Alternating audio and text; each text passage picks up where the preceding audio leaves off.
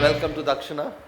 It's and great to have all of you. And actually, this is uh, this is somewhat revolutionary for us in many ways. Uh, we're the only Dakshana batch which is all girls, which is great. And um, and this time, for the first time, it's only Dakshana, uh, a batch which is only for medical.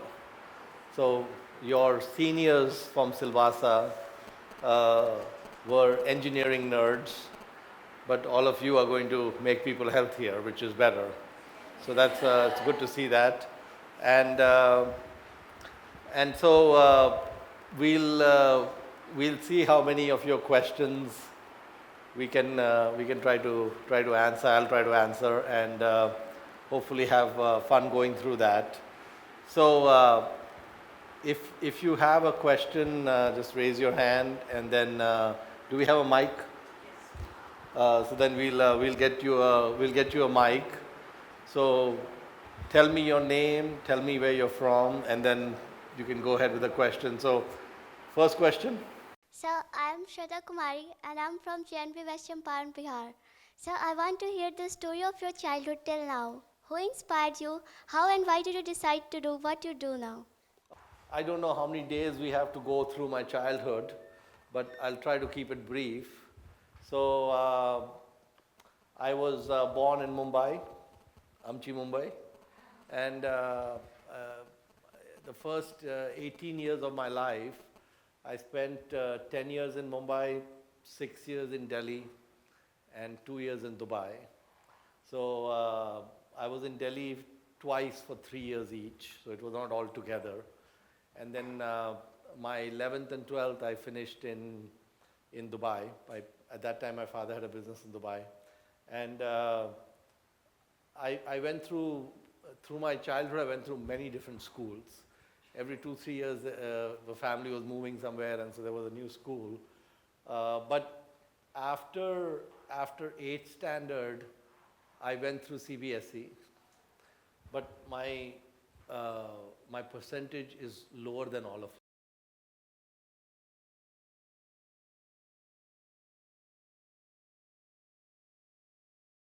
test. I don't think I would have cleared it. And and then so so one of the things that I think had some impact on me, probably going forward a long time, is from 5th standard to 8th standard, I used to be at this school in Mumbai, where it was in a place called Juhu in Mumbai, called Manakji Cooper. And that place was close to where a lot of Bollywood stars used to live. So some of my classmates were kids of the actors and actresses. So there was a different kind of school. It's kind of fun. But the school didn't have much land, so it was right next to the beach. So all our physical activities, physical training, everything used to be on the beach, which was very nice. So basically, you know, 3 years in that school, uh, not once did any teacher ever mention to me that there was anything worth looking at outside the window. And outside the window, I saw lots of poverty. I saw very poor sanitary conditions. People were defecating. It used to smell a lot. I mean, there were a lot of problems there. But in this school, with some kids from actors and actresses, no one thought there's anything worth talking about in that school. I just found it kind of interesting. And so, you know, we always, especially in Mumbai, you see that, you see basically two Indias, right? So anytime in Mumbai you see a big tall building, you will see a slum next to it, because the slum is servicing the tall building. And so the slum is right there because all those maids and workers and everyone who's working there is living right there. And now it's actually starting to change. There are actually some because they've done slum redevelopment and such. So now actually we are seeing neighborhoods where the slums have been transformed and the housing is better quality and such. But anyway, so that's kind of a quick summary of how I grew up. So I was mainly in the cities, you can say, and then after high school, I first came to Delhi for college, and then there were strikes. The college, basically, I think for like 8 months there was no classes, and so my father encouraged me to, my brother and I, to apply to US, and so I went to college in the US, and so I had finished 11th and 12th standard in commerce, unlike all of you. And but when I went to the US, I switched to computer science, and then I switched to engineering. So I again got back into on the science end. And one of the kind of experiences I had long before Dakshana got started. This must have been like 1993 or 1994. Is my parents at the time they were in India, and they said that one of my cousins who had just finished college, he had done a BCom, Bachelor of Commerce, and he had no job. So they said, this person has finished college, no job. Is there something you can do to help him? And so at that time I had a IT services company, and I had a lot of people who worked in the company who had done Bachelor of Commerce, but after that they had either done an MCA, Master of Computer Applications, or they had done some NIIT course or something, and they had learned software skills. So what I did is I told my cousin that, listen, move from Mumbai to Delhi, stay with my parents for 1 year. I got him a job at a software company, which I knew in Delhi. So I knew some, this is a very small company, like 4 or 5 people, and I said, listen, I have this cousin, can he come and work at your company and you don't pay him? Just let him learn. And then I enrolled him in a NIIT course for learning software. So that company said, if you give us a desk, a chair, and a computer for your cousin, he can come. And because we have no extra desk or chair or anything, and we need to be able to use the computer for the 16 hours that he's not using it. Because they were short of computers, so the main reason they agreed was they would get to use the computer. So I said that's fine. So we did that, and I think he was in Delhi for a year. Then when he went back to Mumbai after a year, he had lots of job offers because now he had skills that he had picked up. And so when I thought about what it cost for transforming my cousin from being unemployed to well-employed, it didn't cost much because the room and board was free. He was just living with my parents. And basically desk and chair wasn't much. There was just one computer, which he still had. After 1 year, we still had the computer. So it didn't cost much, right? And now he's in London and he's doing well and so on. So I always knew that if you want to have an impact on people's lives, the saying, give a fish, feed a man for a day, teach fishing, feed a man for a lifetime, right? And so we definitely want to teach fishing versus giving fish. I didn't want to just feed my cousin. That would have done nothing. But we wanted to make sure. So basically that was kind of the quick kind of history of kind of a little bit about my childhood, and then kind of what happened is in '94 I did this for my cousin, And then in 2006, I first heard about Super 30. And what I noticed is what Super 30 was doing is he was doing for many people unrelated to him, kind of what I had done for one relative of mine. And so that kind of became interesting as well. And basically, so just to give you a little bit more of some color and picture is so I trained as an engineer. I got a job as an engineer, and then about 5 years after that, I left and started my own company. And in '94, actually, I was 30 years old.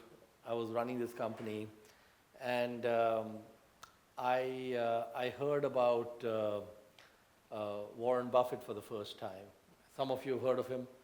Raise your hand if you heard of Warren Buffett. No one has heard of Warren Buffett. Well, then you've definitely not heard of Charlie Munger either.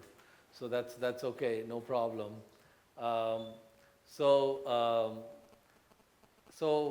I had not heard of Warren Buffett at your age either, so it's okay. In fact, the first time I heard about him, I was 30 years old. And what happened is that I was with my wife. We were vacationing in London, and we were flying back. At that time, I was living in Chicago in the US. And when we were flying back, I was looking for something to read on the flight. And so I picked up a book, which was a book on investing. And that book talked about Warren Buffett. So when I read that book and I actually understood what this person was doing, I realized that what he was doing was very powerful. And one of the things that was very powerful that he was doing was he was pursuing a lifetime of compounding.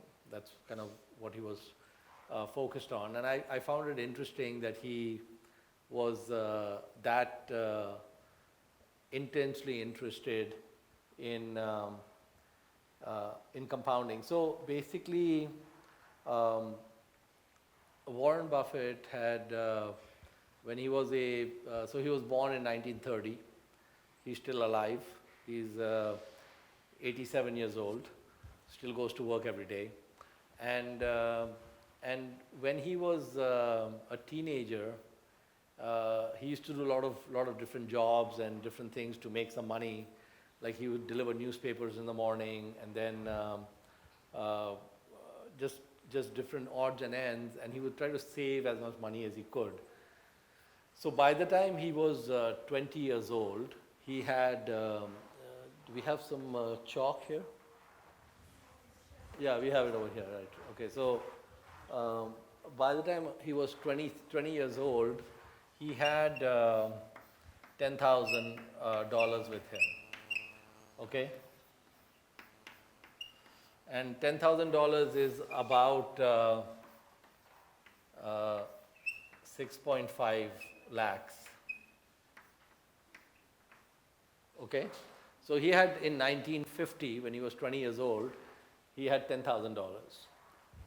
He eventually became the richest person in the world. And even today, he's given away a lot of his money, but if he had not given away money, he would still be the richest person, but still amongst the top 3 most richest people. But what he learned when he was probably like 9 or 10 years old, he learned something that he calls the power of compounding.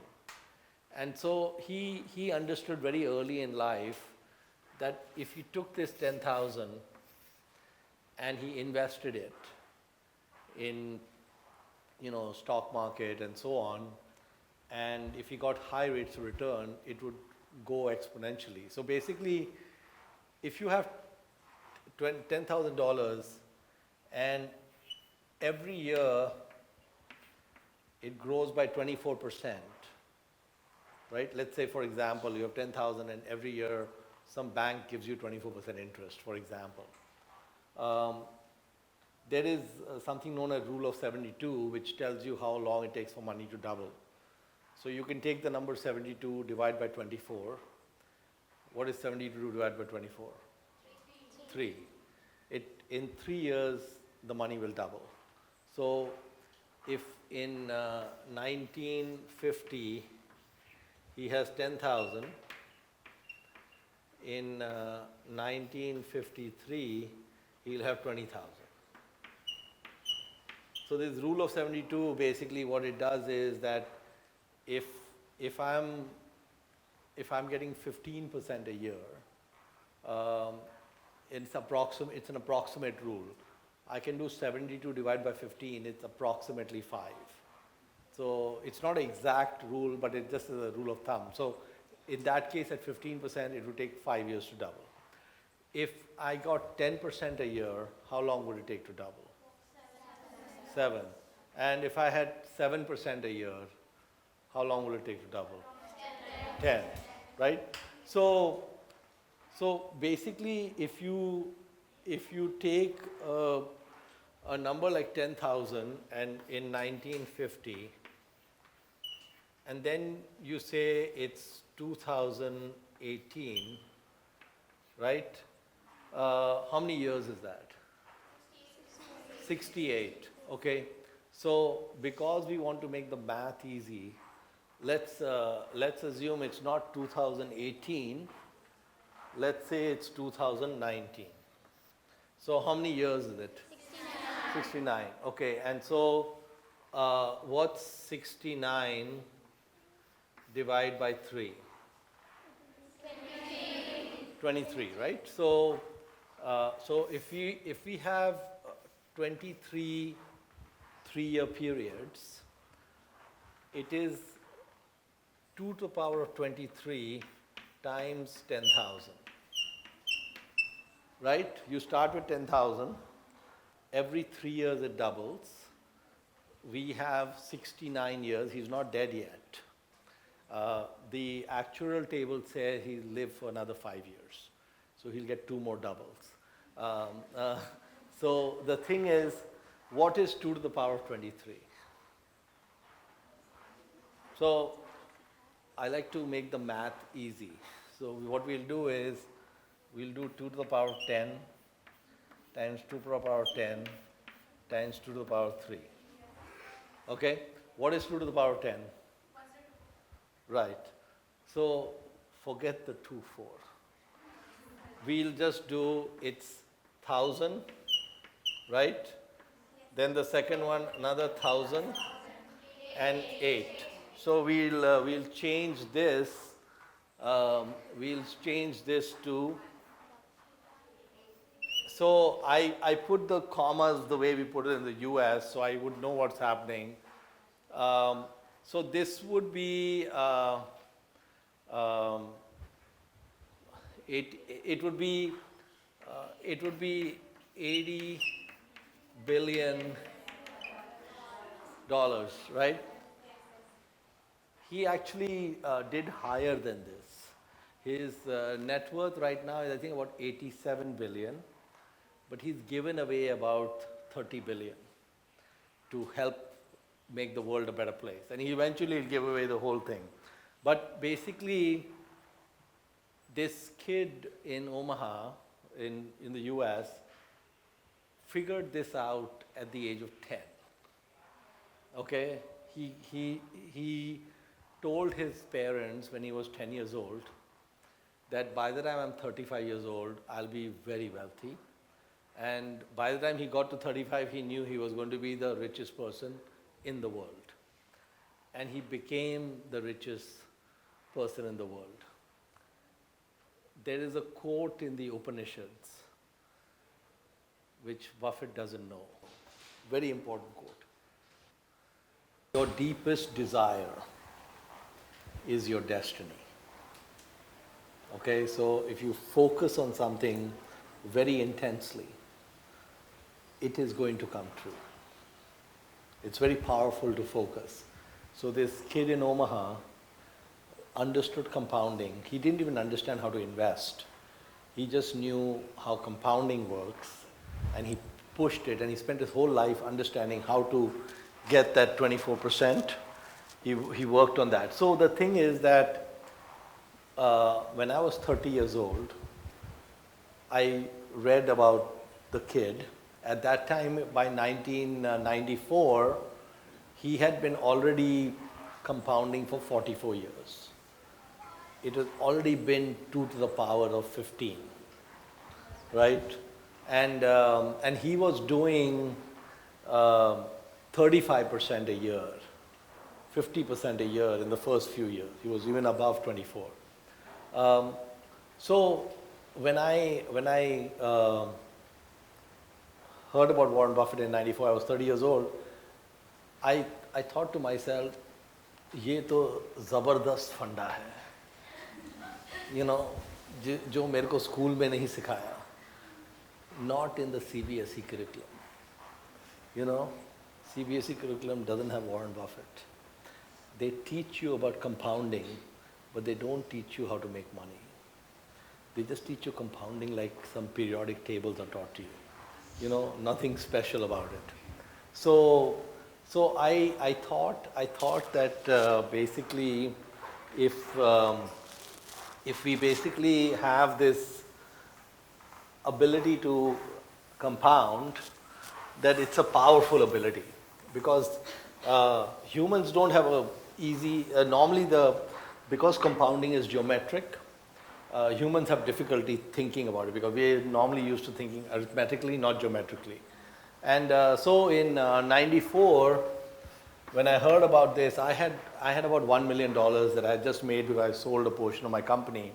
So 94, I had 1 million, and I said, why don't I play the same game like Warren Buffett? You know, वो game खेल सकते तो हम भी खेल लेंगे, देखते हैं क्या होता है. And so I said, okay, let's try to again do the 24%. Actually, I used 26% because the exact double to 2 is 26, it's not 24. The 72 is an approximation. So I said, okay, let's try to do 26%.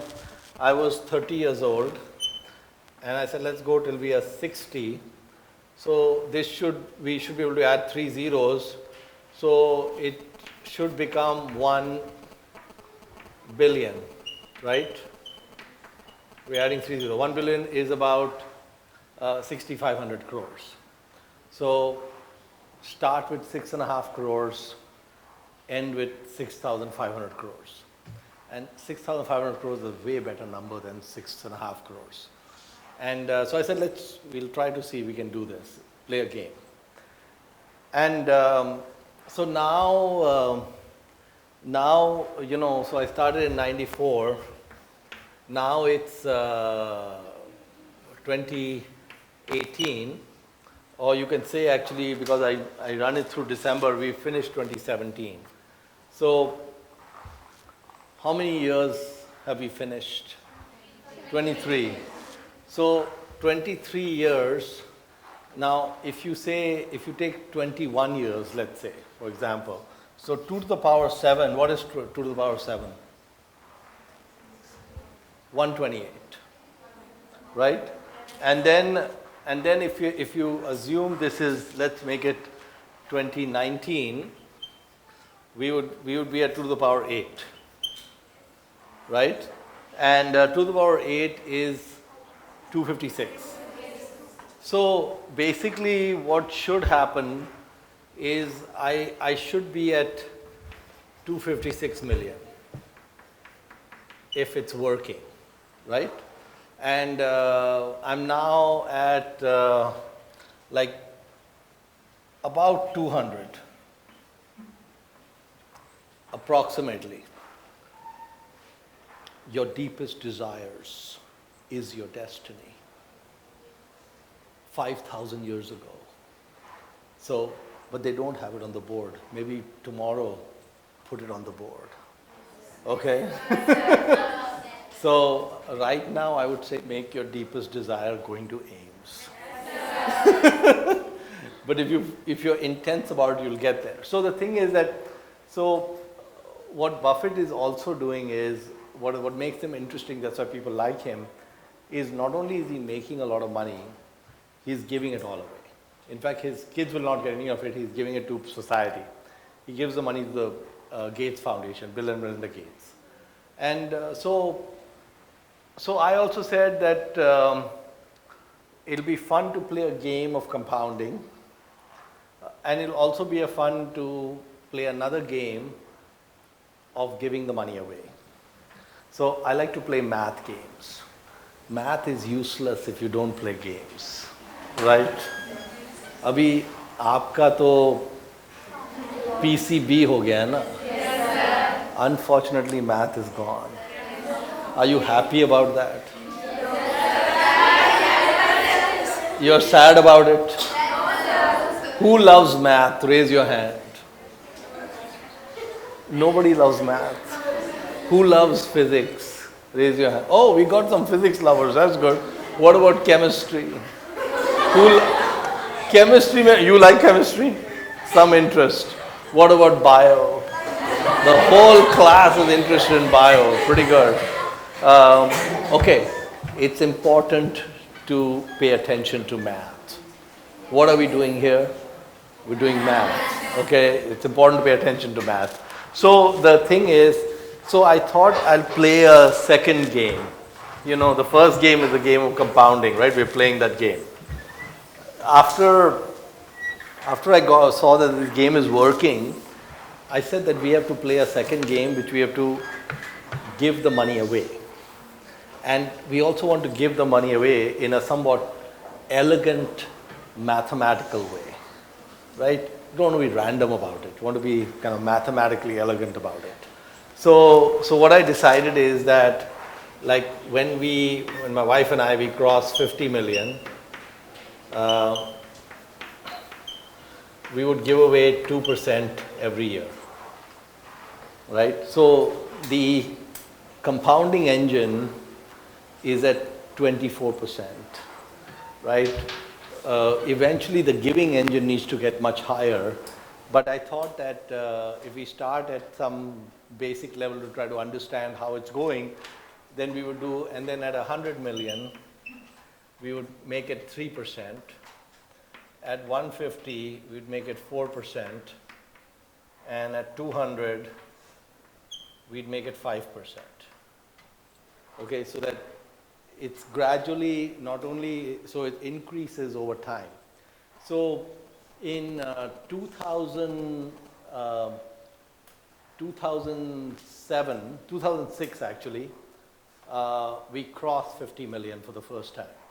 So, you know, I started in 94, and 2006 is how many? It was 12 years, right? So 12 years is 16, right? But I had done really well in the first 12 years. So instead of being at 16, I was past 50 because I focused too much on the goal. The Upanishads said, you know, your deep desire, I made it your extreme deepest desire. So then I said, okay, now we have to give 1 million. And right when this was happening, I heard about Super 30, and I heard about Anand Kumar, and I said, this is a good model because you can, like my cousin, you can, you know, give fish and so on. And so that's kind of how the second engine of Dakshana and all that got created.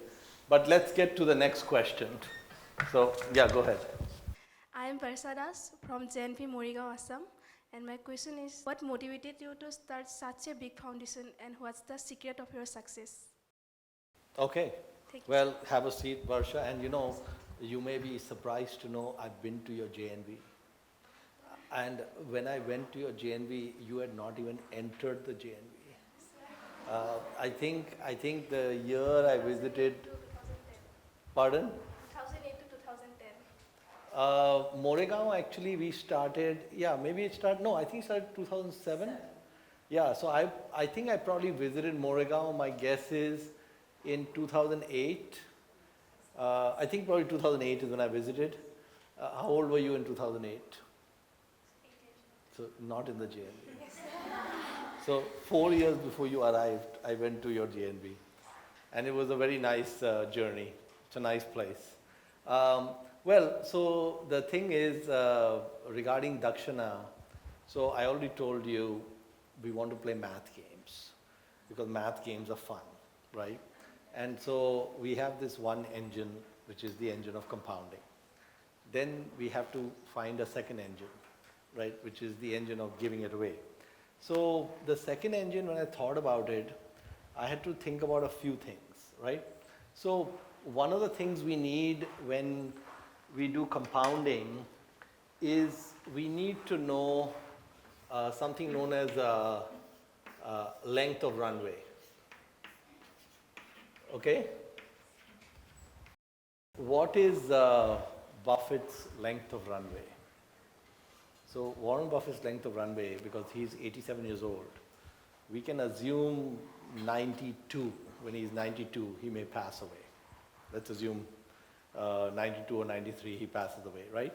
So he starts at 20 and he leaves planet Earth at 92, 72, 2 to the power of 24, right? Healthy compounding, right?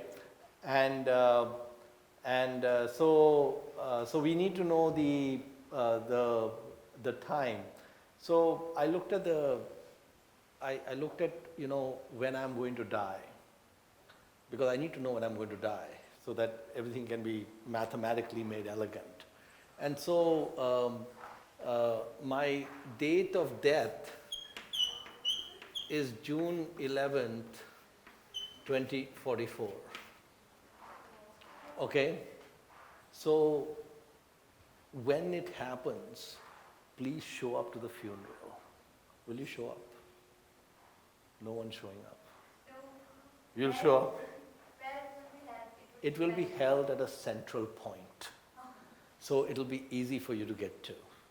And I'll make sure that you get intimidation that this has happened. So you can make your travel plans and show up. Okay? We'll make it some central point in India where it's easy to get to. But don't forget the date. Okay? So basically, how I came up with the date, that's one day before I turned 80 years old. Okay? The actuarial tables tell me that a man at the age of 53, Indian origin living in the US, on average has about 27 years left. So I said, okay, I'll just assume I'm average. And at 80, I'll be gone. It's perfectly fine. And so now I know the date. So I also know that one day before that, the wealth needs to be zero. Right? We want to go on a compounding engine. We also want to give it all away. I have 2 daughters. One of them was supposed to be here today, but she decided to go party in Udaipur, Rajasthan with her company people. So she could not be here. You would have enjoyed meeting her. Her name, she is very famous. What's the other one's name? All right, she's also very famous. So the daughters know that in the engine, nothing's coming to them because it's being given away. So they're both working hard to create their own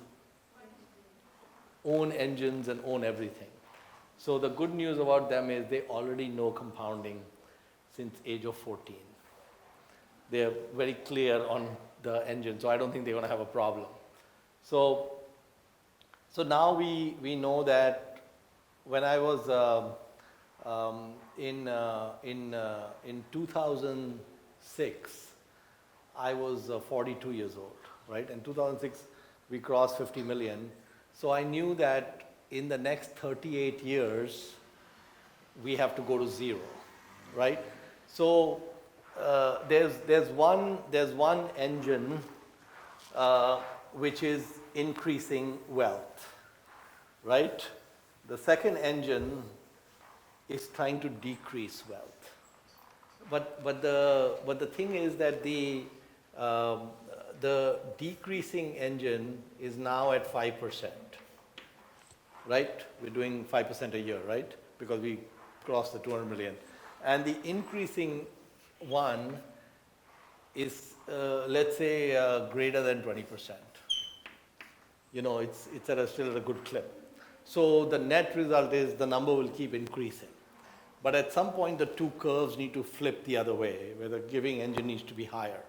So the Dakshana so far, the idea was that as the amount increased, so let's understand what $1 million can do. I want you guys to understand what happens, right? So $1 million is 6.5 crores, right? And when we take one person from JNV and make them a Dakshana Scholar, the approximate cost, 1.5 lakh, approximately over 2 years, it'll cost us about 1.5 lakh per child. So for each 1 crore we spend, how many Dakshana Scholars can we support?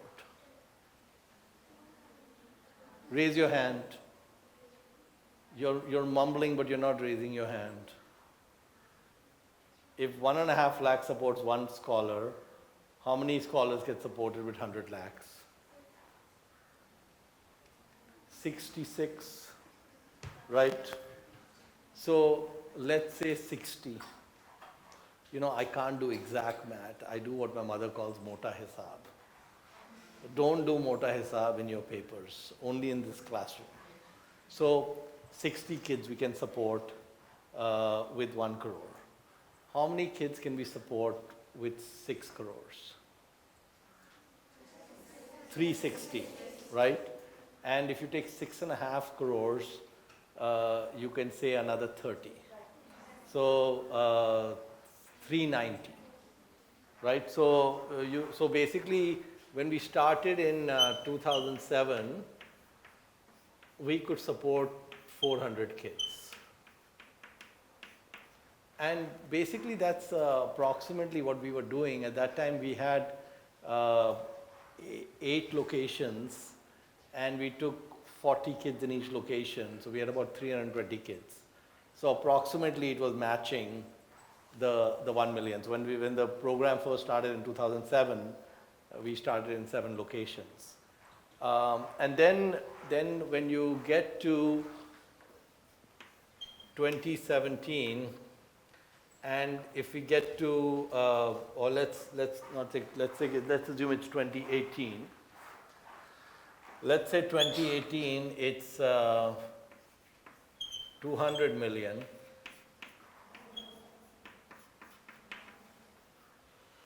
So it's how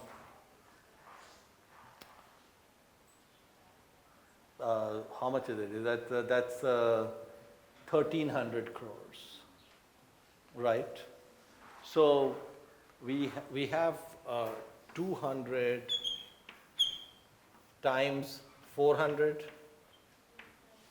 right?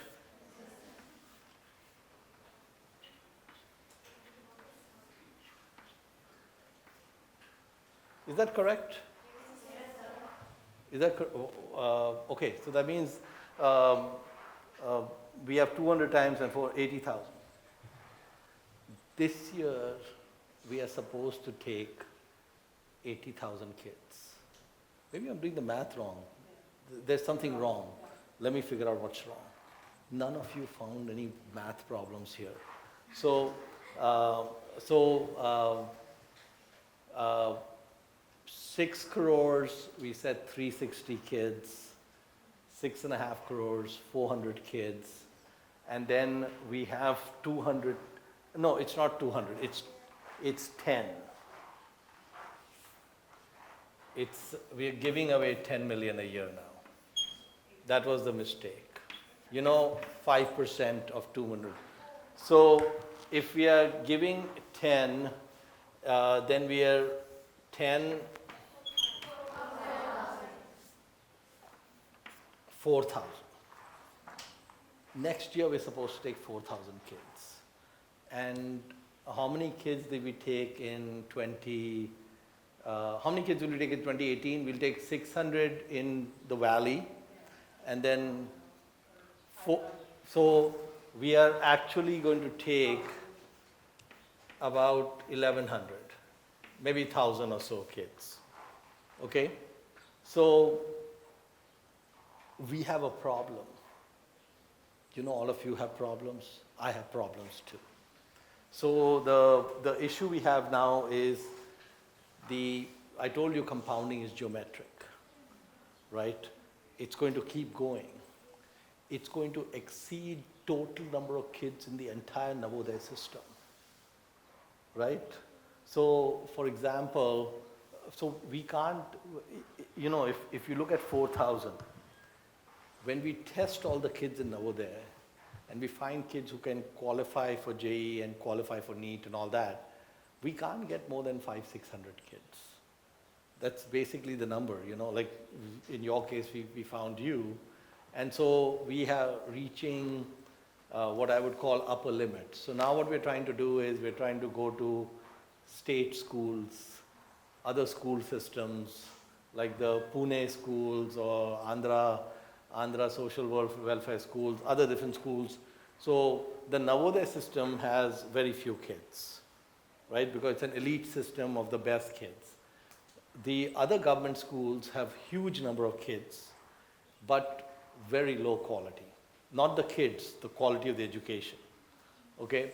And because the quality of the education is so low, by the time we test those kids in 10th standard, like I think how many kids did we test this year from the government schools outside Navodaya? And how many are we getting from that group? 100? Yeah, about 140. So, what happens in Navodaya is we test, let's say, 4,000 and we find 400, right? Here we test, like how much did we test? 6,000? 6,000? And how many did we get?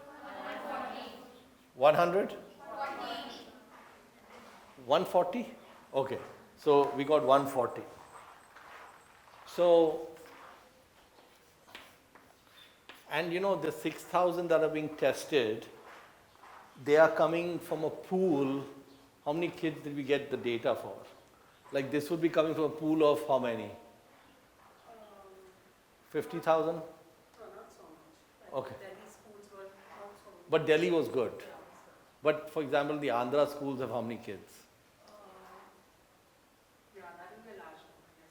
So about 40,000. Yeah. So from, let's say, 40,000 kids, we pick 6,000 to test because the grades are good.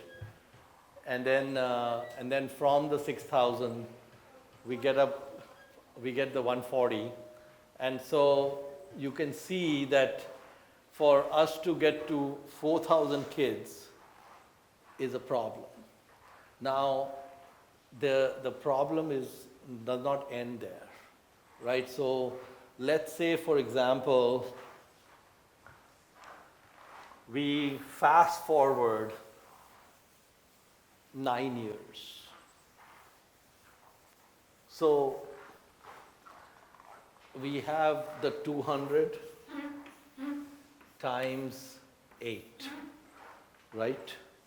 3 doubles. So it becomes 1,600. And let's say, for example, we decide to make it 10%, right? So it would become like 160 million, right? Versus today 10 million. So it would be 16 times. So it'd be 4,000 times 16.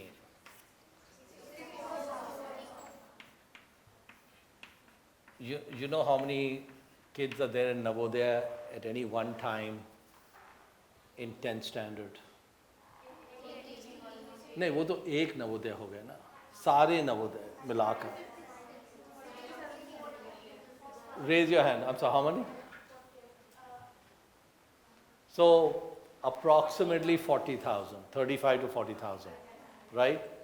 We are exceeding taking every child in Navodaya, right? If we took every kid, we would still have seats left. So you can see what happens with compounding. And then I'm not dead in 9 years. I hope not. Okay? 9 years, I'll be the ripe young age of 62. We still have another 18 years to go, right? So what happens when we are at 80?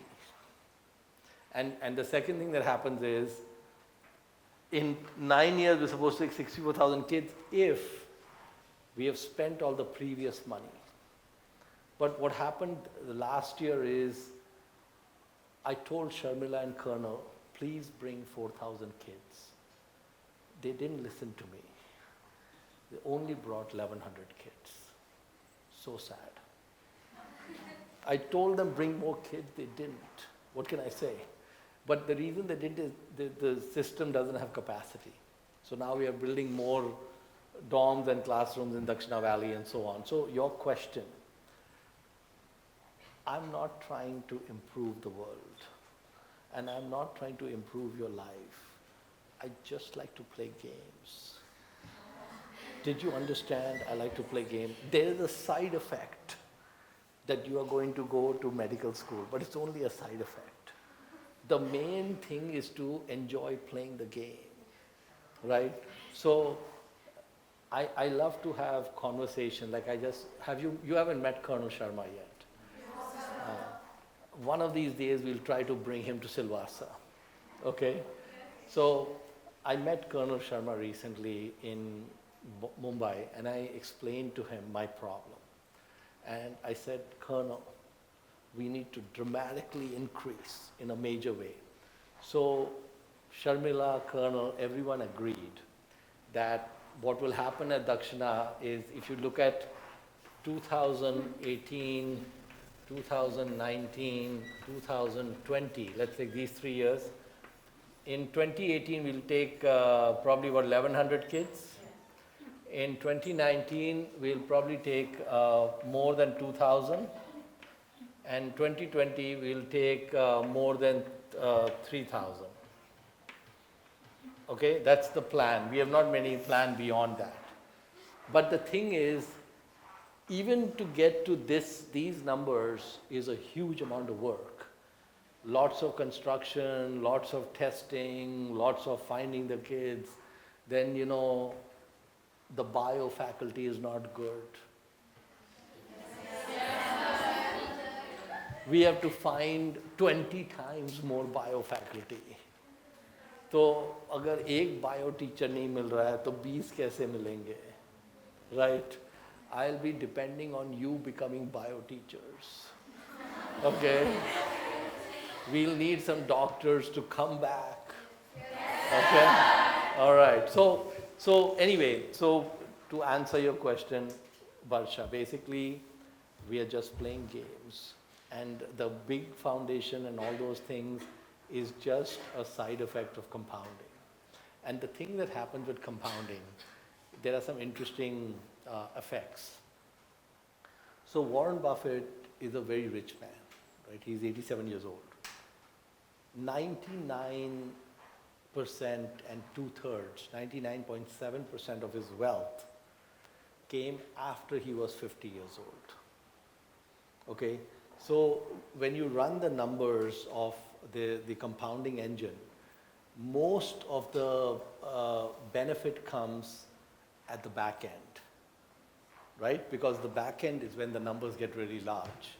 And what happens is when they start getting large, they start getting exponentially large. And that's why the thing is, the people at Dakshana, they had a very easy time for last 10 years because the number was within range of, and I have not even calculated, other people are donating money to Dakshana. मैं उनको बोल रहा हूँ मत दो, कहीं और दे दो जिनको कंपाउंडिंग नहीं समझ आती है.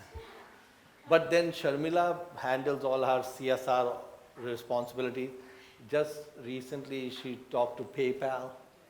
How much is PayPal going to give us? 19 lakhs. So PayPal is like a payment system like Paytm, and they are going to give us 19 lakhs, okay? But it's not 19 lakhs. Every year. In fact, next year it may be 50 lakhs, okay? And the year after that maybe 75 lakhs. It will, so, and that's only one company. There are many other companies. So the other problem I have is these other people are giving money. You know, abhi unko kya bolu main? So what I've decided is this engine that we have, which is creating engineers and doctors, cannot absorb what's going on. And there are many other problems in India, right? So it's always good to go after hard problems. Easy problem solve karne mein maza nahi hai. Hard problem solve karna chahiye. So the next problem I'm thinking about is we should try to improve the government schools from, like, let's say 6th standard to 10th standard. Very hard problem because teachers don't show up. In Navodaya you don't see all that. Before you entered Navodaya you saw that, right? So, but I don't know how to solve that problem. But मैं थोड़ा सोच रहा हूँ, देखेंगे क्या situation है. So the thing I've learned in life is don't worry about the hard problems, attack them, and make mistakes and fall down and hurt yourself. Then you lift yourself up and say, okay, what can I improve? And try again. So we will try and see what we can do. So let's go to the next question. Sir, I am Meghna Bhardwaj from JNV Hamirpur, Himachal Pradesh. I want to ask you that what was your mindset towards the solution of the problems which you face at the starting of Dakshana? Okay, very good. Thank you, sir. Yeah, so I think the thing is that Dakshana, we had many problems. But the approach I've always taken is just put one foot in front of the other. So problems तो आएंगी, आपको भी काफ़ी problems है, procrastination का problem है, there are a lot of problems. My take is that you just focus on what is the task at hand. So I'll give you an example of some problems, right? Dakshana has a principle. One of our principles is we will never pay a bribe. We will never pay a bribe of even 1 rupee to anyone, ever. Okay? My perspective was that I will shut down Dakshana before I will pay a bribe.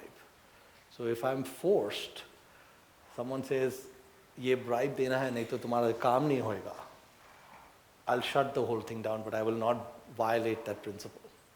So we were running a hostel in Faridabad in 2008 for the 1-year program after 12. And we had 70 kids there for 1-year program. Private hostel, we had taken a thing. And because we were putting all these air conditioners and different things that we were adding, it needed a lot more electricity. So we had to ask the electricity company to increase the amount that was being allocated to us. So the electric person came. He said, sir, ये हमारा tariff है. So much electricity, you pay so much.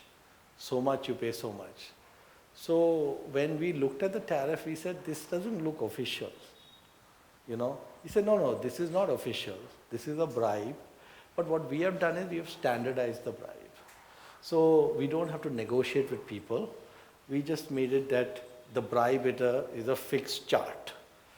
Now, fixed chart ho, ke variable ho, whatever, we are not going to pay a bribe.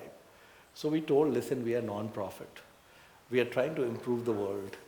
Ye gareeb bachche hain. He said, I don't care about all those things.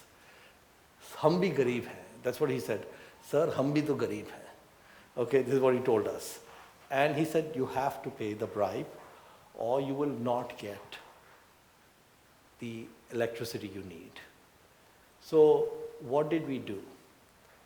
Did we pay the bribe? No. We told him, thank you very much, get lost. Okay? We don't need your electricity. We put generators. We ran generators on diesel, and it used to make a lot of noise, and it cost us 50 times the amount of the bribe. What we would have paid in bribe, we spent 50 times that amount in diesel and polluted the environment with all that fumes going in the environment. But between the two things, I had three choices. Pay the bribe, don't pay the bribe and run the diesel generator, or shut down Dakshana. These were my three choices. Choice number one was never going to happen, right? So we went with choice number two. So, and what eventually happened is that people don't believe that you can run in India anything without paying a bribe. People don't believe that. But what has happened with Dakshana is that eventually more and more people in the government has understood, ये लोग सरफिरे आदमी हैं, ये लोग पैसा वैसा देते हैं, इनके पीछे मत, कुछ नहीं होएगा. They have understood it's a waste of time to ask us for bribe, because the second I have certain nuclear weapons against people who ask for bribes. You know, I'm not without power. I have power. My nuclear weapons are, I have people I know in PMO's office. I have people I know very high in ministry. Colonel knows them, even Sharmila knows them. And many times we are building some hostel in some JNV. Many times they don't do the work because they want something. So they say, we are not going to proceed till X happens. You pay us whatever. PMO से call आ जाता है, सब clear हो जाता है. उसके बाद कभी कोई हमको पूछता नहीं है, वो प्रोजेक्ट में कुछ नहीं होता उसके बाद. So the thing is that we have to use, once you know that a certain path is not there for you. Now we have also had many other problems. In fact, you have a problem right now, right? You have bio faculty, right? So faculty problems we have had for 10 years, since the beginning. We try our best, but the problem is that these people are specialists. These people have a lot of opportunities, and the coaching institutes have a hard time keeping them and telling them go here, go there. All that is a problem. And many times what has happened to us is they have taken the money, but they have not provided the faculty. So what we've done is, I have a rule. Fool me once, shame on you. Fool me twice, shame on me. 3 दिन बाद लगा देना board पे. Okay? Because अभी हमारे quotes काफी stacked up हो गए हैं. Maybe by the time I leave, you may have 1 month of quotes. So if people make a fool of us once, like we found some coaching institutes took the money when we were coaching in Moregaon, they never sent anyone. They've taken the money. Then we said, either send the faculty or return the money. They didn't do either. No faculty is coming and no money is coming. So what we did, we got rid of them. So they would have done better over the years doing more business with us. It finished. So we end up with a set of people who are better than what we started with. So the bottom line is that we will always have problems. We will always have issues. You have to have firm principles of what you are willing to do, what you're not willing to do, very firm principles. And you have to be loyal to those principles. And I think that what you guys are doing is not easy, because you have a tough curriculum. You have a lot of things to get done every day. You want to do very well. I think the best thing to do that I can say is, we talked about forming habits, is you know that some people in this classroom are very well organized, doing very well, get their work done, and exceptional. And some people in this classroom are at the opposite end. Okay? Spend more time with the people, with the girls who are doing, from your perspective, a great job. You can look up to them. So there's a gravitational pull that we have as humans. If our friends are better than us, we will become better. If our friends are worse than us, we'll become worse. So you focus on finding out who's the better. So it's not a better person, but let's say someone has good study habits. Spend more time with that person, absorb those same habits. So those are some of the tricks you can use. Let's go to the next question. I am Dimpi from JNV Assam. Sir, I want to know if you have faced any failures in your life. If yes, what have you learned from your failures? Thank you, sir. Please have a seat. बहुत सारे failures हैं. Failure ही failure है. So I remember that, when I was in 8th standard, I was in Mumbai, Amchi, Mumbai. And then in the middle of 8th standard, I was moved to Delhi. So I finished half of 8th standard. So there's a third language requirement. In Mumbai, it is Marathi.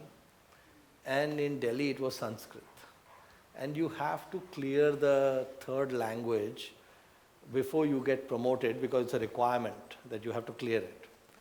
So when I was sitting in the Sanskrit class, I've never heard Sanskrit in my life. It's like I am landed from Mars. I have no idea what is going on, okay? And the school is saying, so what happened to me is I got very concerned because I said, वो क्या बोलते हैं, film फिलानी, Sanskrit कभी ना आनी तो भूल जानी, and the teacher's name, Pandit se maar khani. Okay? I still remember this, okay? So this Sanskrit, I said, this Sanskrit, this is beyond what I can do. And then my mother would come to the school and she would tell the school teacher and principal, you cannot take a kid with 6 months to go in 8th standard and expect him to clear a Sanskrit exam. What kind of nonsense is that? Test him in Marathi. They said, what? We don't know what do you mean by test in Marathi. We're not going to test in Marathi, we're going to test him in Sanskrit, right? So all this kind of fighting was going on. And in the meantime, I'm just, 12, 13 years old, so I got very concerned because every time we would have a Sanskrit test, I get a 0. I have no idea what's going on. And the thing is, it was hitting my self-esteem. Because, you get very concerned and I've never failed. I mean, I'm not top student, but not failed. I said, this is like, whole life is ruined. Because 8th से 9th में नहीं जाएंगे, तो बस खत्म हो गए, right? So, finally, so for several months, I was under severe tension. And my parents, they put tuition for Sanskrit. You cannot in that short period learn this complicated language. So finally, my mother was able to put enough pressure on the school that what they said is, look, the school has to certify that I am passing Sanskrit, not the board. It's an internal school exam. So they said, देखो, हम मोनिश को एकदम simple Sanskrit exam देंगे. And half an hour before giving the exam, we basically will tell him every question that's going to be in the exam. We'll have a prep session. So he'll be in the prep session. We'll cover like 10 things, and 9 of those things will be in the paper. But officially we are not saying this, unofficially. Okay? Just tell him to remember 4 of those 9 things. That's all. So they went to the earliest, like 5th, 6th standard का संस्कृत, एकदम basic दिया, उसमें भी मैं barely pass हुआ. Okay? So if the school had not done that, you would not be here. I would have not even finished लटके होते अभी तक 8th standard में. Filam filani. So anyway, so adversity and failure. Another time I was in college and I took this engineering mechanics class. And in college I was doing really well. My grades were at the top. I was literally at the top of the university. So I was doing really well. This class I took, the engineering mechanics, it was so hard that I'm failing every exam. And I can't understand it. I'm sitting in the class, I have no idea what's going on. And I remember I went to see the professor because I was very concerned. And I must have been like 19 years old. I started crying in his office. He probably didn't know how to deal with that, right? And so I just didn't know how I'm going to get past it. So luckily what happened is this university offered something known as early withdrawal and late withdrawal. So early withdrawal means that if you drop a class, in the US they allow you to drop a class, within first 2-3 weeks of a class starting, there's no record you took the class, okay? And if you drop it later, like they said out of 16 weeks, you could drop up to 9th week. Then what would happen is they would just put a W on your transcript that withdrawn, but it would not affect your grade. So I was just before that second deadline was passing, I said, Nikal jao idhar se. Okay, take the W. And I was very concerned this W is going to look bad in my mark sheet. But what ended up happening is nobody cares about the W. At this point, nobody cares about my degree. No one cares about my marks, nothing. They don't care about any of those things. But at that time, it was a big deal. And then I retook the class and I got an A. It was with a different professor. So it was just I think it was a teaching issue. So the thing is that what I have learned is that anytime you fail, it's an opportunity to improve. And you should, like I think with Ashok, first test, best thing that happened to him. And such. So I think that somehow life, in the end, what I have found, things will take care of themselves. Whatever we think is a problem today, and it's almost an insurmountable problem, is not going to last. Eventually, it'll take care of itself. So, next question. So my name is Kalyani Sate from JNV Maharashtra. So in our life we meet so many people to whom we trust, but they break our trust. So I want to ask you, how can we live our life peacefully despite all these hurtful experiences? Okay, that's very good. So we will continue, just like the sun comes up every day, we will always have people who come into our life who break our trust. It doesn't happen to you, it happens to all of us. Okay, not a problem. So, I'd mentioned to you the story of McDonald's, right? So, the McDonald's person hires a person to sit on the cash register. They have found that some 0.02% or 0.2% of the money that comes in is gone. Somebody has taken it, they don't know who. Every retail shop, every shop, they take stock once a year. Because what they have on the books of what the inventory is, they check versus the actual stock. And every retailer finds that there is something, they call it shrink, inventory shrink. They always find some things are missing, okay? Somebody has taken it or it got damaged or whatever happened, they don't know. It affects the amount they make. But they treat it as a cost of doing business. So in my case also, I told you Dakshana is on its third CEO, right? The first two CEOs not bad. The first guy was great, even second guy is pretty good. But the thing is that it didn't work out. It didn't work out exactly the way we wanted to. And sometimes we hire people who may even turn out to be dishonest. I don't think it's happened at Dakshana, but it could happen. And in that case, what we are going to do is we are going to unwind that relationship. So the bottom line is you cannot take an approach which says that some people are untrustworthy, so I'm not going to trust anyone. That's the wrong answer. What you have to do is you have to be willing to try. You just learn. This person deceived me. Okay, number one, this person is out of my life. Take them out. But don't say every person is going to deceive you, because that's not true. And you also try to figure out, how was I fooled?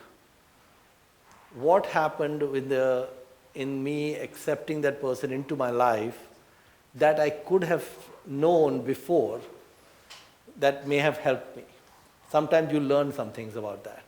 And so for example, I'll give you an example. The thing is that I do investing for a living. I look at companies, I buy them, and some of them do well, some of them don't do well. There is a rule of investing, which is that even Warren Buffett, at least 1 out of 3 times, they'll be wrong. So if I make 10 decisions to buy 10 companies, at least 3 of them will turn out to be wrong. The good news is the compounding works even with the error rate. It's great, okay? But 3 out of the 10 will be wrong, okay? I'm at a conference in Mumbai. One of my friends asked me to meet some person I'd never met before. So I wasn't very interested. There was really no reason to meet this person. He said, no, he's a big fan of yours, and please, I've promised him you meet him. Okay, I said, okay. So I met this person. And this person spent the time telling me, I made this investment and it went up 10 times. I made this investment, it went up 6 times. I made this, everything went up. Okay, in 30 minutes he never told me anything went down. So we just discussed the law of physics. Law of physics in investing, 1/3 will be wrong if you are Warren Buffett. If you're not as good as Warren Buffett, it will be more than 1/3. So in all the data he presented, I didn't see any negatives. Now, it's not easy for humans to talk about negatives. He's meeting me for the first time. He's trying to impress me, right? He's doing all these things. But my perspective was that I'm not getting proper data. So I said, after that the person sent me an email, he wants to meet again. In my head I said, I'm never going to meet this person again. So Warren Buffett says that if you put him in a room with 100 people and he meets all 100 people, he said, I'll be able to tell that 3 or 4 people are really good. And I'll be able to tell that 3 or 4 people are really bad. And the remaining 92 people, I have no idea. Right? So when we are trying to judge humans, humans are not easy to judge, especially the first time we meet them. Right? So what Warren Buffett says is, I'm only going to allow the 4 people who are great into my life. I'm not going to allow the 92 who have not done anything wrong. They could be good people, but he says, I'm not going to take that chance. So he says the 4 who are bad, I'm going to eliminate for sure, but I'm also going to eliminate the other 92 because the other 92 is unknown. So what Buffett is trying to do is what I told you, there's a gravitational pull. You hang out with people better than you, you get better. You hang out with people worse than you, you get worse. So his perspective is, I already have a zillion people in my life. I don't need to add more people. So why should I add a person where I don't know what's going to happen? So I use that rule. So this person I met, he's not a bad person. He's an okay, normal person. He came well recommended from the other person. But his interaction raised a question for me, right? The moment I have a question, I'm done. I'm not going to figure out. So he could be a good person, just was nervous, didn't want to talk about failures. Very hard to talk about failures. Or he could actually be a person who's not that good. I don't know which way it is, but what I decided is, I don't want to interact with him. Whereas, let's say, for example, when I met Colonel Sharma, the first time I met him, I had no concern that I'm not meeting a great person. I had no concern like that, right? So I proceeded. So basically, we want to be grading very tough when we are talking about letting people into our lives. So one of the things, I met Warren Buffett for lunch in 2008, 10 years ago. And at the time I met him for lunch, both my daughters and my wife Reena, we all went. All of us went together to meet him.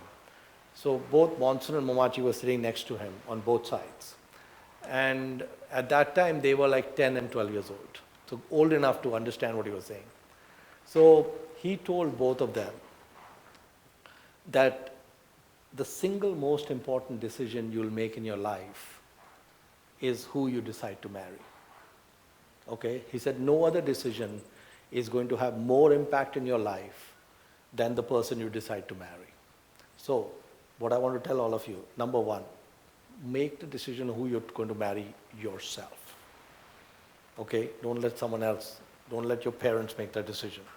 Who's going to make the decision? Don't tell them that right now. Okay? Don't create a fight. This is secret. Okay? Secret. Okay? But the thing is that when you meet a person that looks interesting, set a high bar. Okay? If there are things that are bothering you about the person, done. Next person. Okay? Eventually you will find the right person. But you have to be 100% sure that that person is in every respect of a good fit. And you cannot go by what someone else tells you. You have to know the person. And you may still make a mistake, but it'll drop the probability that you make a mistake. Now let's go to the next question. I am Anjali from JNV Chamba, Himachal Pradesh. Sir, you are a source of great inspiration for all of us, as you are providing a scholarship which my parents could never afford. So, being inspired from you after becoming a successful doctor, I also want to serve for my country. So, sir, in India, in which field should I serve? Okay, well, please have a seat. Thank you, sir. That's a great question. Well, first of all, by becoming doctors, you're already serving. Thank you.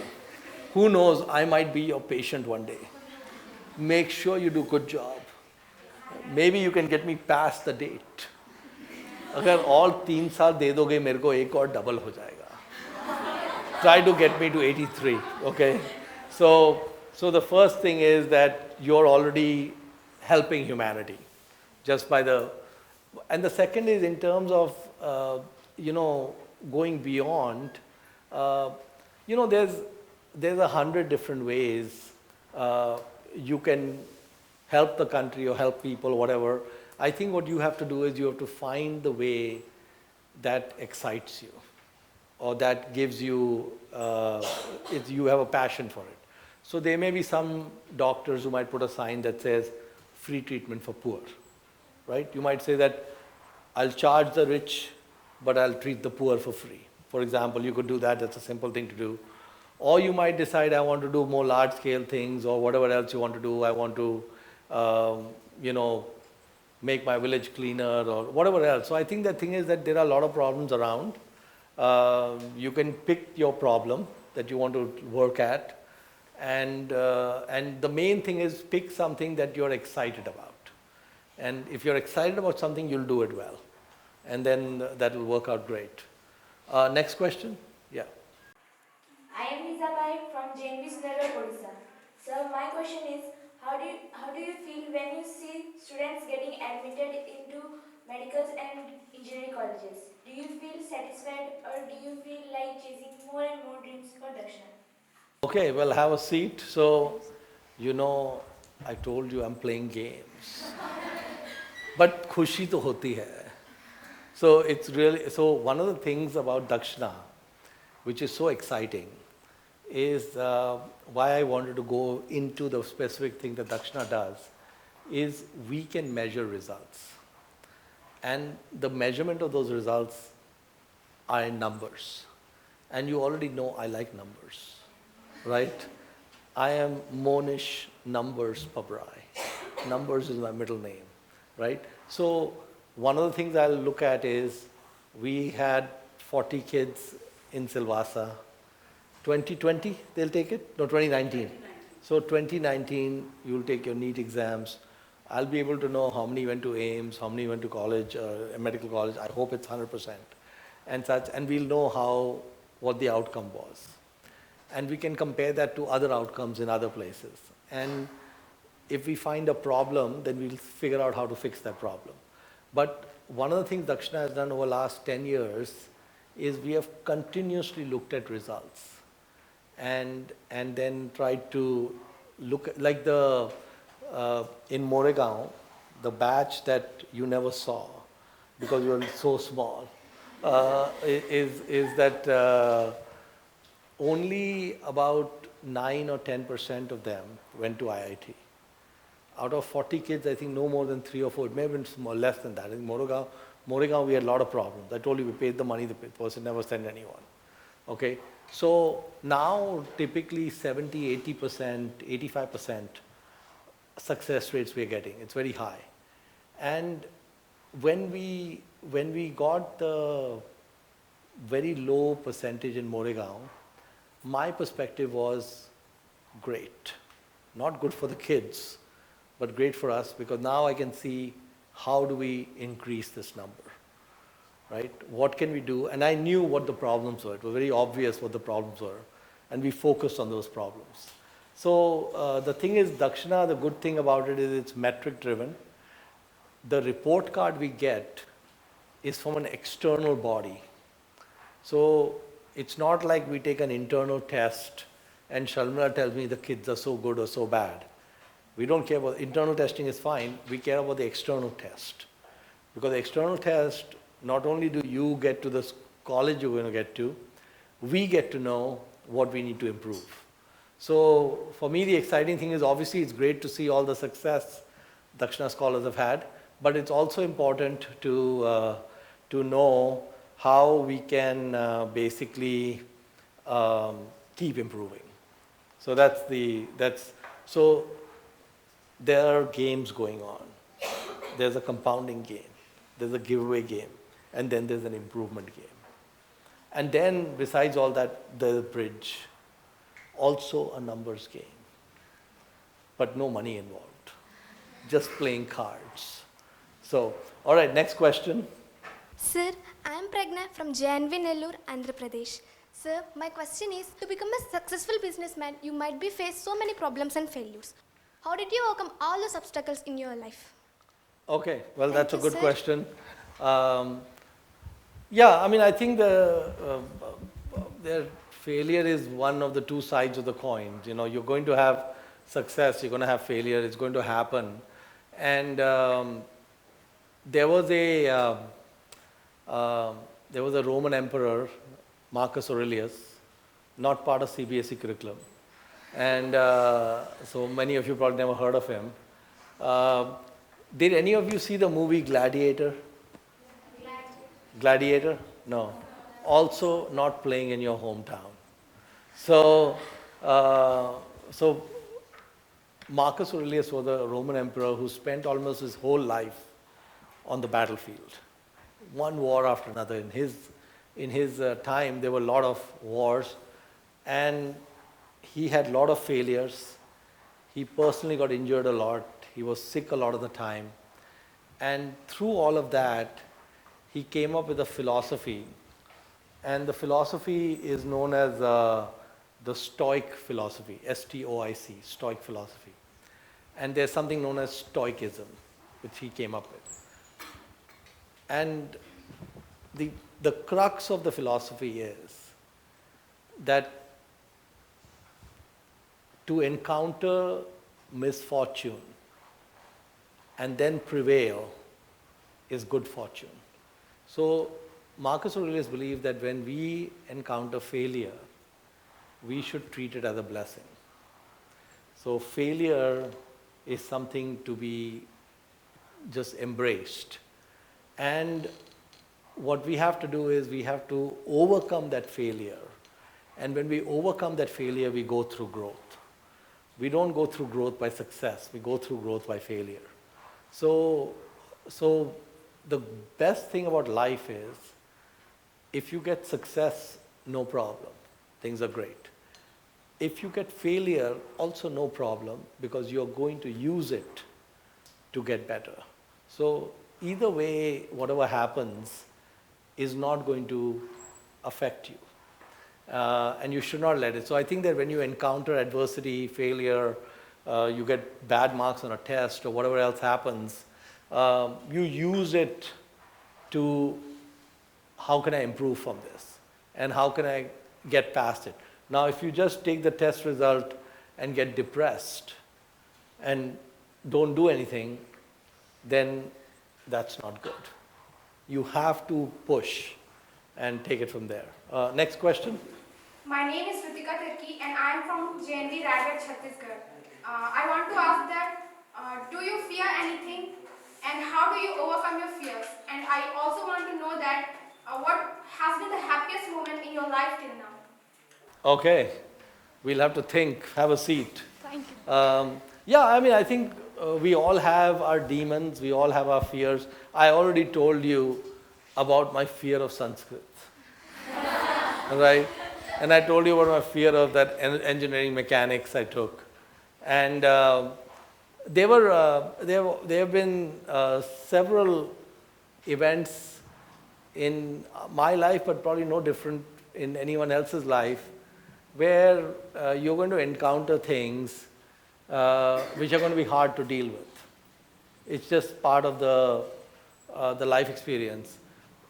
In the past, when I had those things happen to me, I used to get very scared, because you get like one thing that happened when I was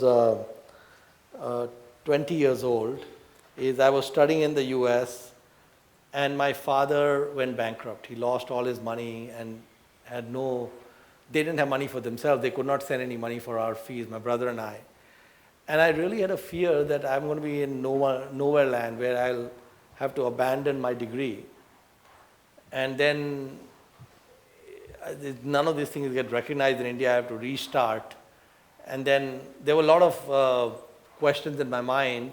What would happen, right? And so those few days when I was getting all this news were very traumatic. And then there was a relative of ours who stepped in and said, "I'll help," And so then that was helpful. But for a few days there was a lot of trauma. And so I think that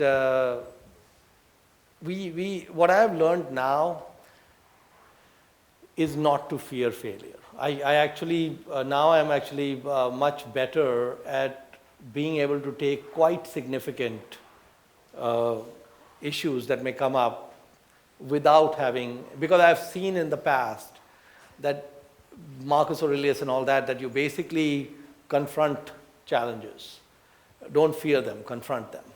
And eventually it'll work out. And there was this movie which you do not see in the Jay Patel. So he tells this other guy, "Sir, in the end everything will be okay. And if it is not okay, it is not the end." Pardon? No, Hindi movie also actually. Hindi में क्या बोलते हैं? Om Shanti Om. Om Shanti Om में क्या बोला?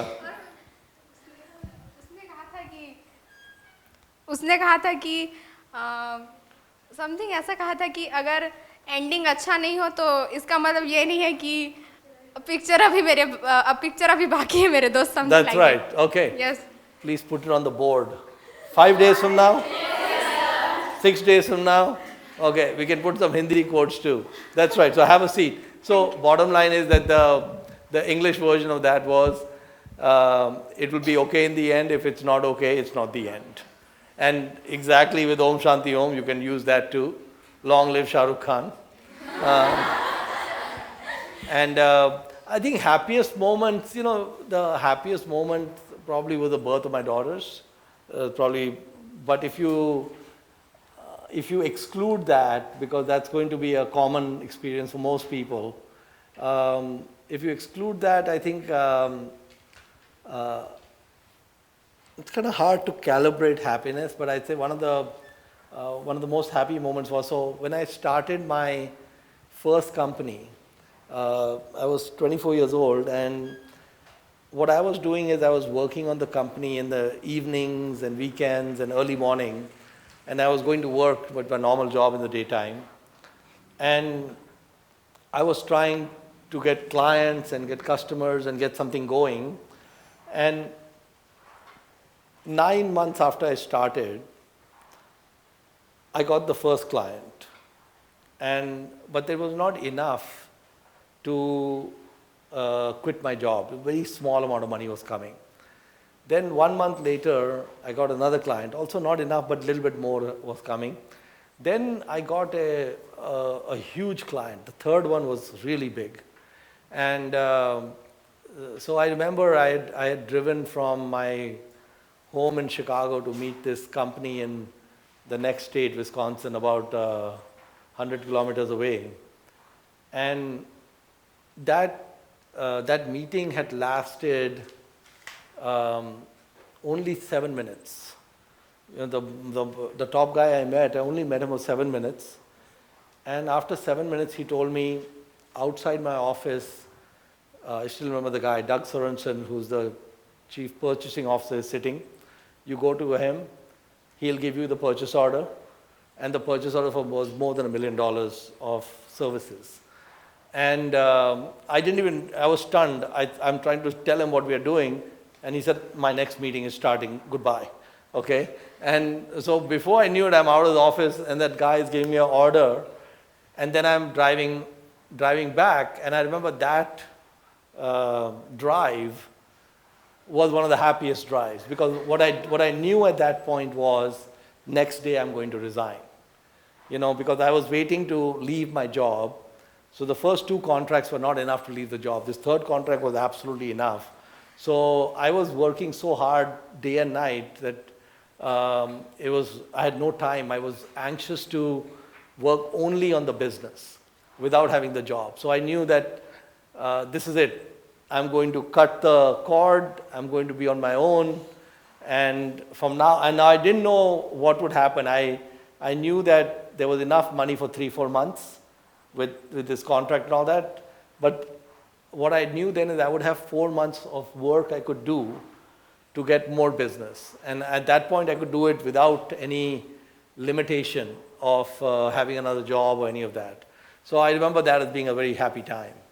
So that was great. But there are many great moments. There are many great moments in Dakshana. You know, it's just every time I meet some of the families or meet some of the scholars or just see kind of the transformation, it is really great to see that.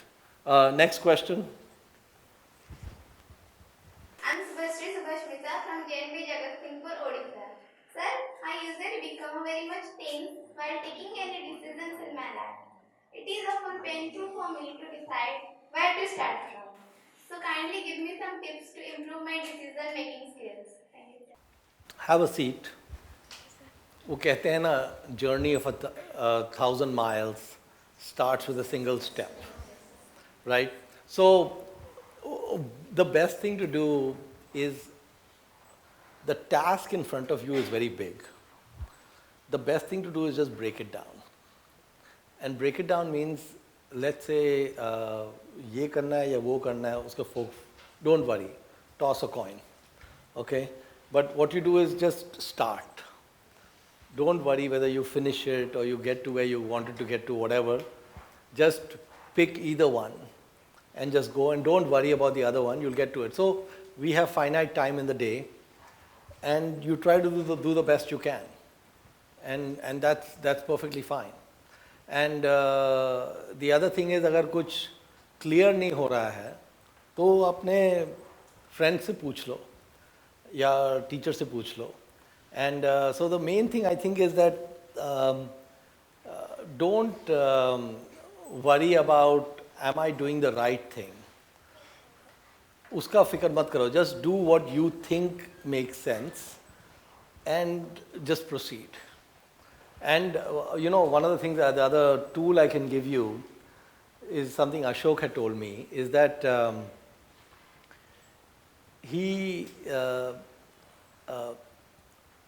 lot of the JNV kids in Bangalore used to complain that we don't want to do PT in the morning because PT wastes our time. Okay, we have to get up early and go for PT and all that.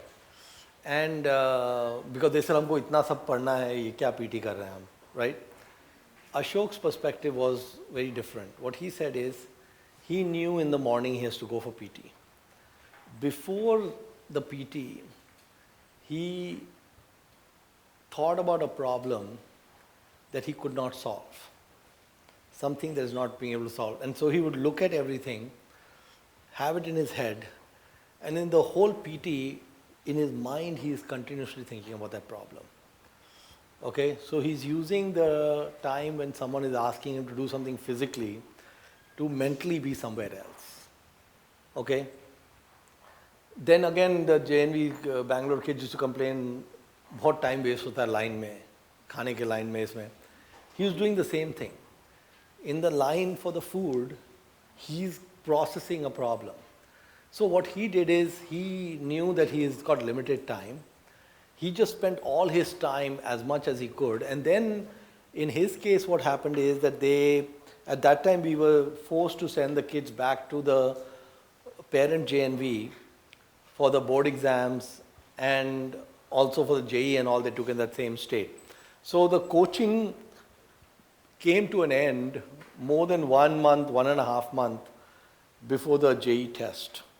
So he studied in Bangalore, everything, then he was sent to Hyderabad, and now there's no, last few weeks is the most important, right? So what he did is, in that 6 weeks, he decided that the 30 years of JE papers, he will solve every single paper. So every day, he took one full test, 6 hours.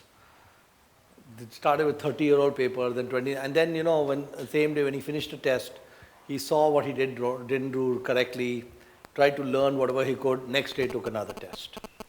So he took the JE 30 times in 30 days before the test. No wonder he got 63 rank, because he's taken the test not once, he's taken it 30, 40 times. So basically he figured out a format with the circumstances he was in. Whereas the other kids were complaining that the circumstances should change. So Ashok did not say, change my circumstances. So एक ghazal hai, and I think I heard Narendra Modi saying this ghazal a few years back, 1 or 2 years back. Safar mein dhoop to hogi. Have you heard it? Maybe you'll enjoy it. Unfortunately, I don't have musical voice. But this was sung by Chitra Singh, you know, Jagjit Singh's wife. So, Safar mein dhoop to hogi, do jo chal sako to chalo, right? And then I have to remember the exact thing, but sabhi hai dhoop mein, tum bhi chal sako to chalo.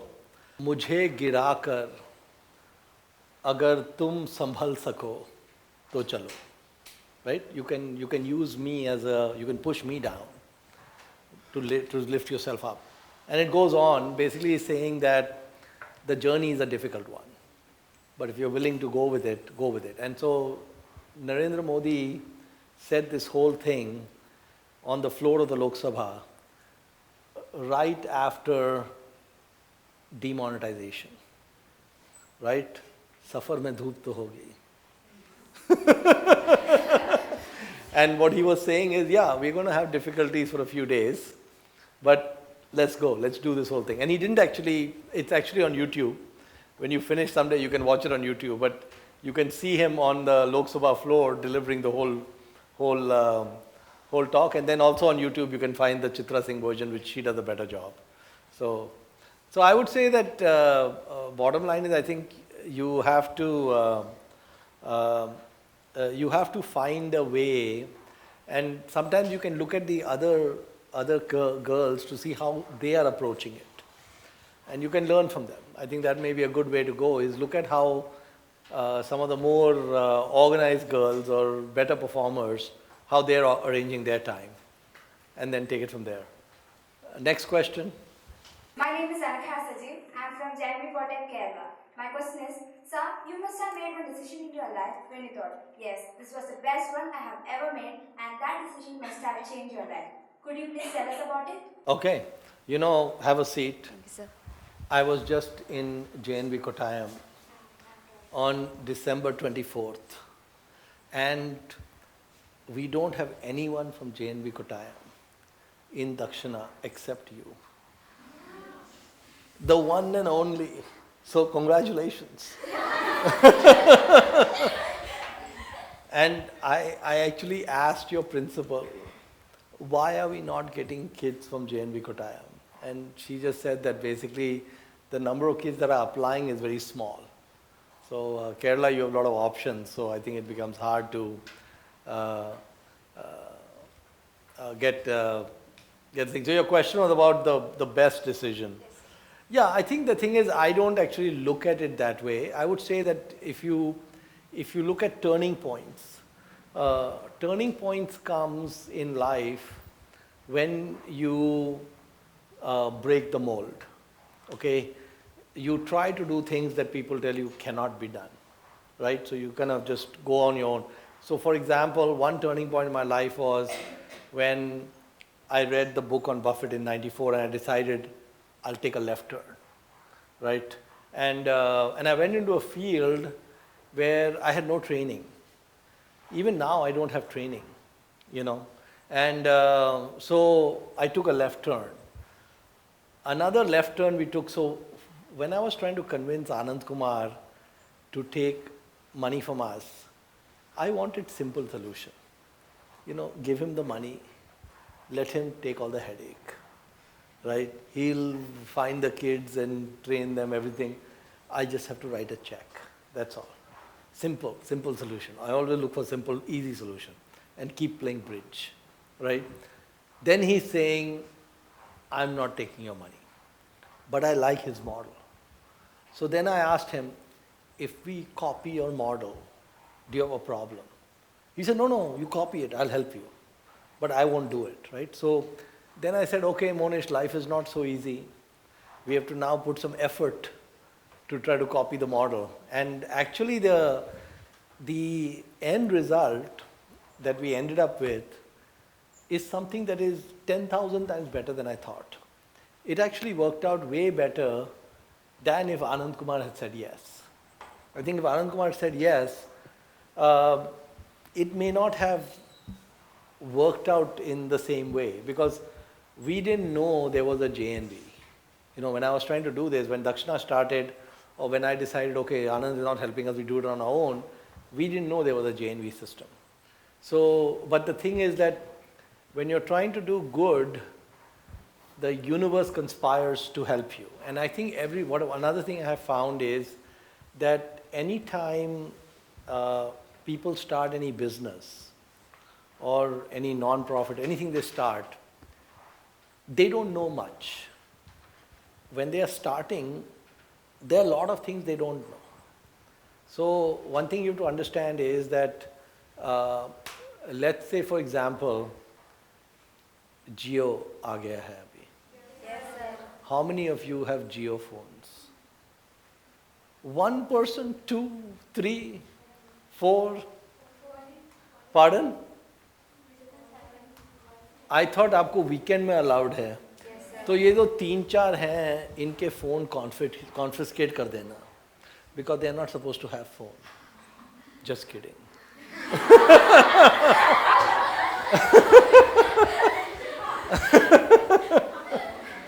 So, how many have non-Jio phone? All right, so non-Jio is there. But what will happen is, put your hand out. What will happen is most of you will switch to Jio eventually. The reason you will switch is it's much cheaper. Okay? And वो Airtel वगैरह कहते हैं अंबानी जी को जियो और हमें भी जीने दो. Okay? But the thing is that if you really study geo, it is changing a lot of things about the way cellular service is delivered and dropping the price a lot, right? And when he started thinking about it, probably 90% of things he didn't know. So you always have to start an adventure without knowing where it's going to end or how the journey is going to. So you have to have a flexibility. So you take one step, then you say, I can go here, here, or here. Then you take the next step, again there's a decision tree, and you just keep going. So the thing is that the journey is one of these decision trees that you encounter. But I would say if I look at my life, I think the decision to leave my job and start my business was an important one. The decision to focus on Warren Buffett and compounding was an important one. Even Dakshana came from Warren Buffett because he said, I want to give my money away. So I thought about it. I said, if we compound a lot and I don't give the money away, then my children's life will be worse. So what Warren Buffett said is that he has a quote, there was an American sprinter called Jesse Owens in the 1940s, 100-meter dash, fastest man in the world. So Warren Buffett said that if you're Jesse Owens' son, you should not be allowed to start 100-meter dash at 50-meter mark, right? You should start at 0. Everyone starts at 0, you should start at 0. So he said that if you're Jesse Owens' son, it's okay to start at 10-meter mark, but not at 50-meter mark, right? So what he was saying is that the next generation, his kids, should not just get a lot of wealth. So he has not given his money to his kids because he has a quote. He says, I want to give my children enough money for them to do anything they want, but not enough money to do nothing. Okay? So that's a very powerful quote, right? So I thought about it. I said, if we make the money and I give it to the kids, it's going to make their life actually worse because they'll have no drive. Whatever they do will be not that significant. And so I told my daughters when they were quite young, probably when they were 12 or 13, that they are not going to be getting money and that they need to make it on their own. And both of them today, if I ask them, they will themselves say, we don't want any of the money. They have no interest in the money. They want to make it on their own. And because they've known for a long time, and so whatever journey they take will be a fun journey for them. And so the understanding these things about compounding, understanding you have to give it away, then understanding the challenges of all of that, these have been some of the important decisions. So there are 3-4 major decisions. So, other questions? Sir, I am Supriya Chaurasia from JNV Chandigarh. Our 11th class syllabus is very completion, but I have to study about 50 chapters. But when I am studying a particular chapter, I think of all the chapters I have to study, and then I cannot concentrate on what I am studying. How can I manage all this? It is like overwhelming. Thank you, sir. Okay. So that's a great question. So there's a quote to add to our list of quotes, but I don't think I know the exact quote. So it's something like this: do not focus on the task that lies in the distance. Focus on the task that is on your plate today. Okay? So I'll give you an example. I've written 2 books. Okay? If you think about writing a book, you'll get a headache. Okay? It's complicated. I never thought I was writing a book. All I did was, I said every day for 1 hour I will write. That's all. Every day from like 10 o'clock to 11 o'clock, I will only focus on writing. Now it could be that during an hour I'm just thinking and there could only be 2 paragraphs written or 1 paragraph written. No, I'm just correcting what I wrote yesterday. But I said that 1 hour a day I will give to writing. I did not set a date when the book will be ready or any of that. So every day what I used to do is, during the 1 hour, first I used to look at what had already been written and I would edit that. Then I would add a little bit more. Then I say, oh, hour is over. Push it away. Go to whatever you're doing. And what I found is in about 4 or 5 months, the book was done. Right?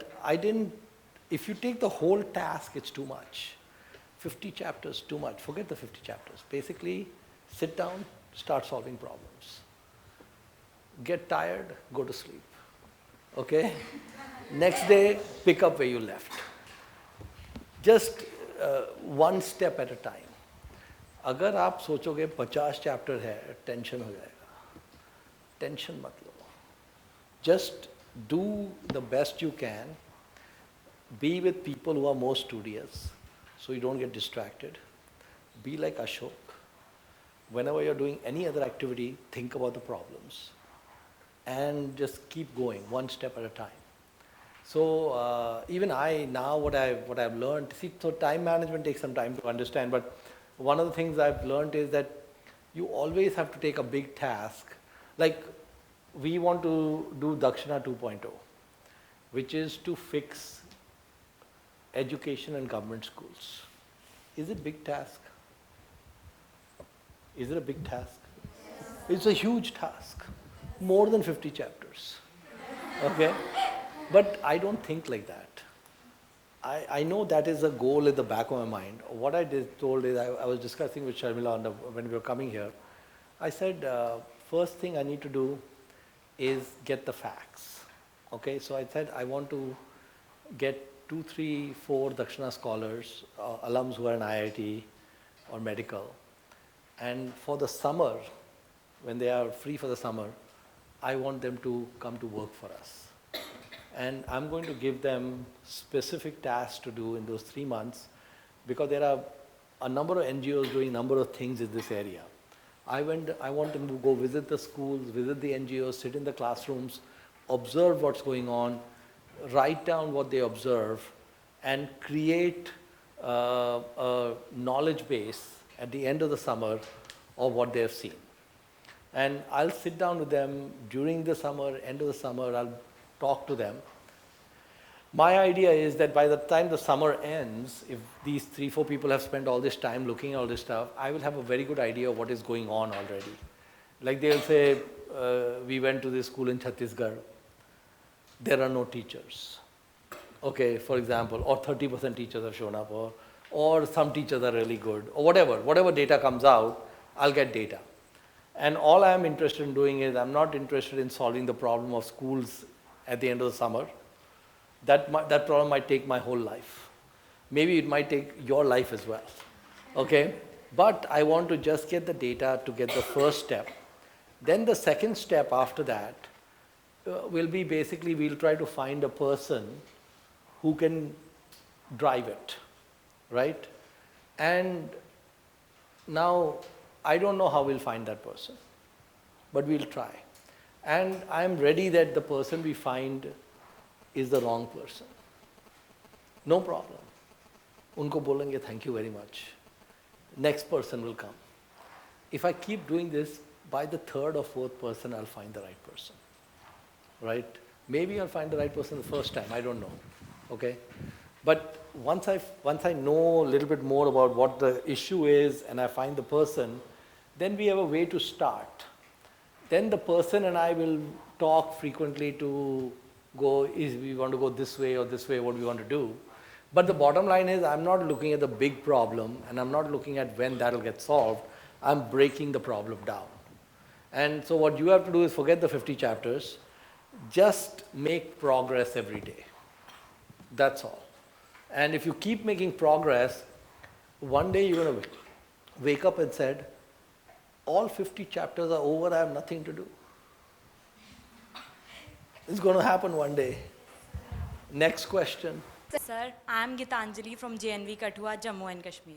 Sir, I want to ask, what do you want others to learn from your life? Have a seat. You know, they should enjoy playing games. They should learn compounding. Even if they are bio students, they should have a little bit of appreciation for math. And beyond that, I mean, I don't think of, you know, I am as flawed a human being as anyone else. So it's not that you're looking at some saint in front of you. So I would say that when we see people who are doing good things, adopt the things that you think are good, and reject the things that you're not that interested in. But I would say that what is important in life is life has to be fun, and life has to be mission driven. Those are things that make life worth living. You know, so I would say, you know, having some good goals and having a structure in life that keeps you happy are good goals. Beyond that, you can add whatever else you need to improve and take it from there. We'll take one more question if there's another question. I am Anjali from JNV Himachal Pradesh. My question is, why did you go to USA after class 12? Why did you not start working in India? Thank you. Okay, that's a good question. Well, I think at the time, things have changed now, but there used to be a time when like more than half the IIT class would go to the US. And now a very small number go to the US, not that large a number, because there's a lot more opportunity here. In my particular case, I actually was going to go to college in India, then there were strikes, and my father wanted us to get educated there, so I decided I'll go to the US for studies. When I got to the US, I liked the place, and I like many things about life in the US. So then at that point I said, if I can stay in the US, I will. And I did, but I've had a interface with India for a long time with business and Dakshana and so on. Like this year, for example, I will be in India 9 or 10 times, which is the most I've ever come in 1 year, right? Last year I was in India 6 times. And usually I'm in India at least 2 times, you know, before that. But I want to increase time in India. But I also like living in the US, so I'm not ready to move. So it's just the circumstance and the time that determined that.